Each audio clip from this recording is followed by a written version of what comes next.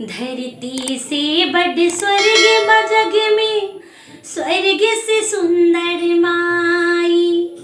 धरती से बड़ स्वर्ग बा जग में, स्वर्ग से सुंदर माई। हंसते हंसते तोहरे खातिर, हंसते हंसते तोहरे खातिर, जान भले चल जाई। माई तोहरे खातिर, ए माई तोहरे खातिर, माई तोहरे खातिर, ए माई तोहरे खातिर।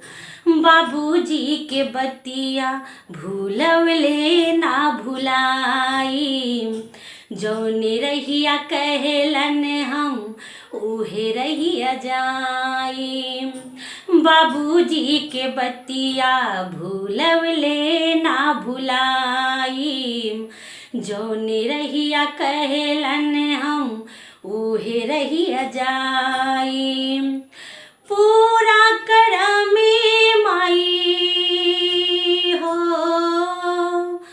पूरा करमे माई, उनकर सपनेवा, उनके चरनिया में बसेला परनेवा। माई तोहरे खातिर, ए माई तोहरे खातिर, माई तोहरे खातिर, ए माई तोहरे खातिर। Happy mother's day friend. I love you mamma, I love you.